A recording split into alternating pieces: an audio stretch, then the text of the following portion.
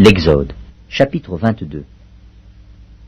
Si un homme dérobe un bœuf ou un agneau, et qu'il l'égorge ou le vende, il restituera 5 bœufs pour le bœuf et 4 agneaux pour l'agneau. Si le voleur est surpris dérobant avec effraction, et qu'il soit frappé et meurt, on ne sera point coupable de meurtre envers lui. Mais si le soleil est levé, on sera coupable de meurtre envers lui. Il fera restitution. S'il n'a rien, il sera vendu pour son vol. Si ce qu'il a dérobé, bœuf, âne ou agneau, se trouve encore vivant entre ses mains, il fera une restitution au double. Si un homme fait du dégât dans un champ ou dans une vigne, et qu'il laisse son bétail paître dans le champ d'autrui, il donnera en dédommagement le meilleur produit de son champ et de sa vigne. Si un feu éclate, et rencontre des épines, et que le blé en gerbe ou sur pied, ou bien le champ soit consumé, celui qui a causé l'incendie sera tenu à un dédommagement. Si un homme donne à un autre de l'argent ou des objets à garder, et qu'on les vole dans la maison de ce dernier, le voleur fera une restitution au double, dans le cas où il serait trouvé.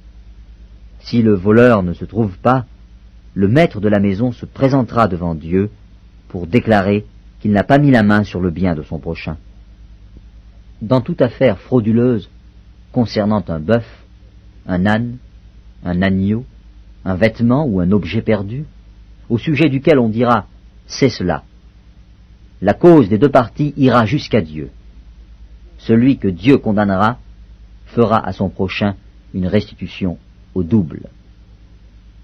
Si un homme donne à un autre un âne, un bœuf, un agneau ou un animal quelconque à garder, et que l'animal meure, se casse un membre, ou soit enlevé, sans que personne l'ait vu, le serment au nom de l'Éternel interviendra entre les 2 parties, et celui qui a gardé l'animal déclarera qu'il n'a pas mis la main sur le bien de son prochain.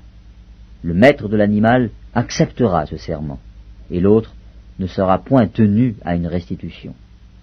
Mais si l'animal a été dérobé chez lui, il sera tenu vis-à-vis de son maître à une restitution. Si l'animal a été déchiré, il le produira en témoignage, et il ne sera point tenu à une restitution pour ce qui a été déchiré. Si un homme emprunte à un autre un animal, et que l'animal se casse un membre ou qu'il meurt en l'absence de son maître, il y aura lieu à restitution. Si le maître est présent, il n'y aura pas lieu à restitution. Si l'animal a été loué, le prix du louage suffira.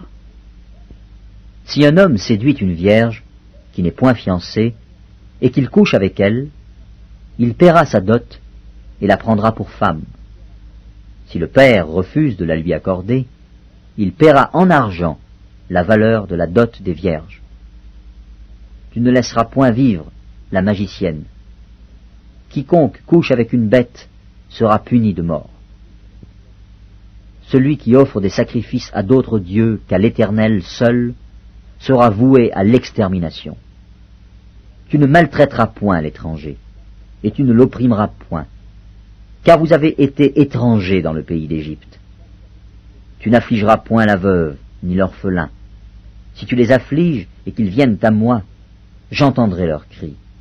Ma colère s'enflammera, et je vous détruirai par l'épée. Vos femmes deviendront veuves, et vos enfants orphelins. Si tu prêtes de l'argent à mon peuple, au pauvre qui est avec toi, tu ne seras point à son égard comme un créancier. Tu n'exigeras point de lui d'intérêt.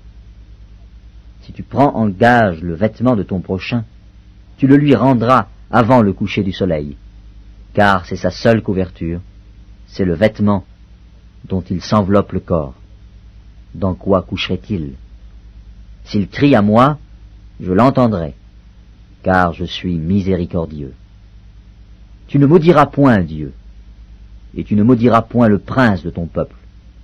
Tu ne différeras point de m'offrir les prémices de ta moisson et de ta vendange. Tu me donneras le premier-né de tes fils. Tu me donneras aussi le premier-né de ta vache et de ta brebis. Il restera 7 jours avec sa mère, le 8e jour, tu me le donneras. vous serez pour moi des hommes saints. Vous ne mangerez point de chair déchirée dans les champs, vous la jetterez aux chiens.